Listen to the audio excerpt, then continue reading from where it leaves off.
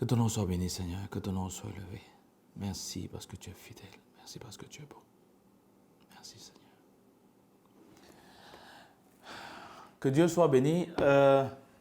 Nous sommes donc en train de parler depuis un certain moment de séduction. Séduction par rapport au temps de la fin. Nous avons lu précédemment dans le livre de 1 Timothée 4 que l'Esprit dit qu'il y aura des esprits séducteurs, il y aura des doctrines de démons. Et ce soir, nous voulons parler encore de séduction. Et nous voulons nous appuyer sur deux passages, on va dire deux textes. Le premier se trouve dans le livre de 1 Pierre 1, à partir du verset, on va dire, à partir du verset, pour qu'on puisse mieux comprendre, à partir du verset 17.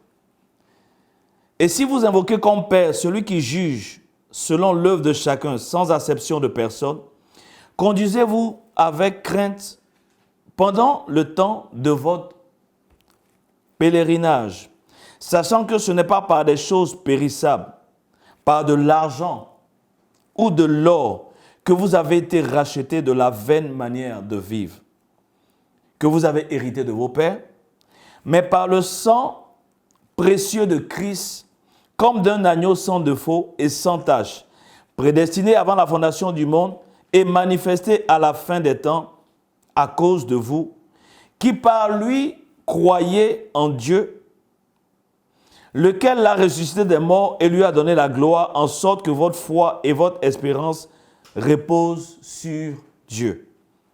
Ayant purifié vos âmes en obéissant à la vérité, pour avoir un amour fraternel sincère, aimez-vous ardemment les uns les autres, de tout votre cœur, puisque vous avez été régénérés, non par une sémence corruptible, mais par une sémence incorruptible, par la parole vivante et permanente de Dieu. Le second passage se trouve dans le livre de Marc 4, et c'est Jésus qui est en train d'expliquer la parabole du semeur. Et nous allons nous appuyer sur le verset 18. Il dit, d'autres reçoivent la semence parmi les épines. Ce sont ceux qui entendent la parole, mais en qui les soucis du siècle, la séduction des richesses et l'invasion des autres convoitises étouffent la parole et la rendent infructueuse. Tu es glorieux, notre Père, tu es élevé, tu es majestueux et ta parole est puissante. Merci de ce que cette parole, qui est plus tranchante qu'une épée à double tranchant, pénètre encore pour séparer âme et jointure et nous conduit à la vie au nom de Jésus. Amen.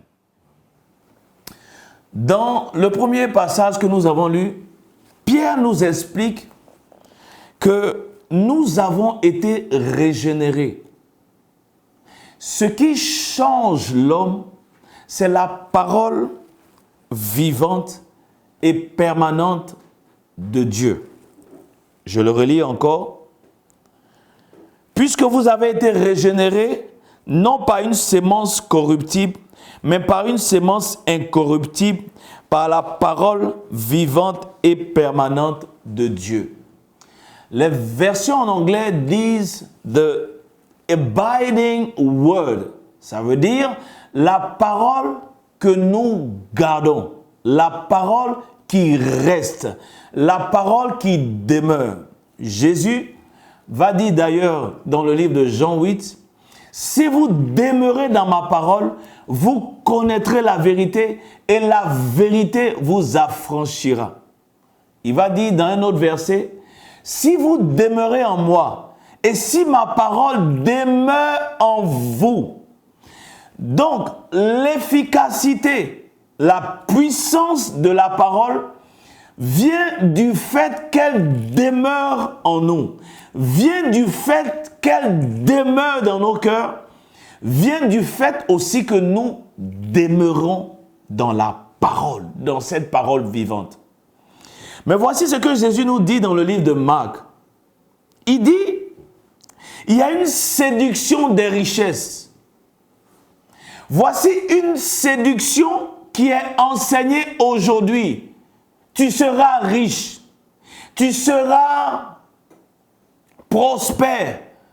Aujourd'hui, près ou plus de 90% des enseignements nous parlent de richesse. Et Jésus nous dit ici, c'est une séduction. En fait, quel est le rôle, quel est l'objectif de cette séduction? Le rôle, c'est de nous emmener à ne pas demeurer dans la parole. Et puisque dans ce verset, ils disent que la séduction des richesses et l'invasion des autres convoitises étouffent la parole et la rendent infructueuse, voici une autre séduction.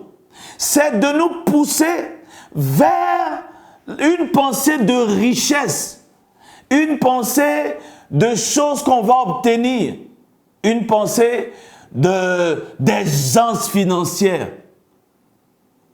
Mais si nos pensées sont conduites vers une aisance matérielle et financière, Jésus dit que c'est une séduction qui va étouffer la parole et la rendre infructueuse.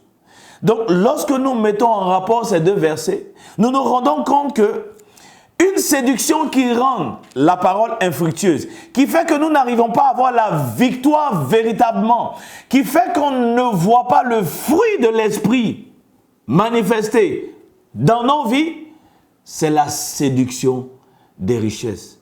Et cette séduction des richesses est entraînée par tout un ensemble d'enseignements qui focalisent l'attention des uns et des autres sur les richesses. Sur les richesses matérielles. Mais la Bible est tellement claire dans ce passage que nous avons lu précédemment dans 1 Timothée 6. Nous n'avons rien apporté sur cette terre. Il est évident que nous ne pouvons rien emporter. Paul dit à Timothée, si nous avons la nourriture et le vêtement, cela nous suffira. Et il dit, ceux qui veulent s'enrichir tombent dans des pièges. Il nous arrivait d'entendre que, oui, mais comment on va faire l'œuvre de Dieu? On a besoin d'argent, on a besoin d'argent. Pour revenir à un passage des Écritures concernant Abraham, Abraham a dit lorsque Isaac a demandé à son père, nous avons tout apprêté, mais où est, avec quoi on va faire le sacrifice? Et Abraham va dire, l'Éternel se pourvoira à lui-même. C'est de là qu'est parti le nom Jéhovah Jireh. Jéhovah Jireh ne veut pas dire l'Éternel pourvoira, mais l'Éternel se pourvoira à lui-même. Ce qui veut dire, si Dieu est dans quelque chose, il donnera, il suscitera. Nous n'avons pas besoin de courir. Dieu soutient son œuvre. Dieu soutient sa vision. Il m'est arrivé de faire cette réflexion par rapport à Jésus-Christ lui-même. Les prophéties concernant Jésus-Christ disent qu'on a mis son tombeau parmi les riches, son sépulcre parmi les riches. Mais on ne voit pas Pierre en train de prêcher à tous les disciples pour dire, mais où est-ce qu'on va trouver un tombeau pour que la parole qui a été donnée, la prophétie de Jésus s'accomplisse? Non. Dieu lui-même s'est chargé de parler à Joseph d'Arimathée, qui a donné son tombeau. Bien-aimé, c'est une séduction de nous emmener à courir après des richesses en disant que c'est ces richesses qui vont servir à l'œuvre de Dieu. C'est faux. Jésus ne s'est pas promené avec un sac d'argent. Non. Jésus a laissé le Père pourvoir à tous ses besoins. C'est vrai que Dieu a utilisé des hommes, mais c'est Dieu qui les a suscités et non ces hommes vers lesquels on a couru ou Jésus a couru. Jésus n'a jamais fait un appel, jamais lancé d'appel. Paul a juste demandé à certains chrétiens de soutenir les pauvres. Ça n'avait rien à voir avec le ministère.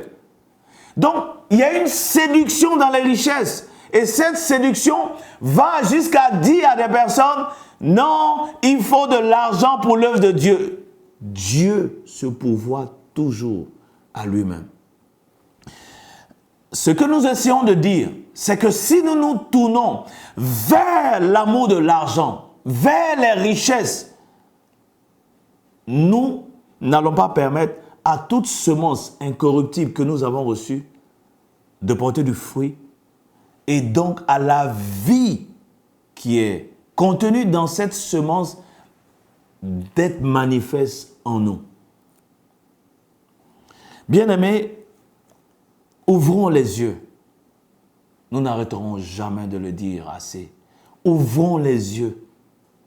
Revenons à la simplicité de l'Évangile.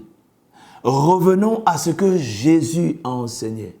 Revenons au fondement des apôtres qui s'est fait sur la base de ce que Jésus a enseigné.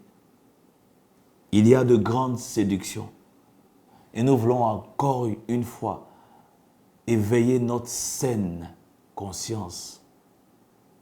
Revenons à la parole. Revenons à Christ. Revenons à Christ. Merci. Jésus, tu nous dis, la séduction des richesses et l'invasion d'autres convoitises rendent cette parole infructueuse.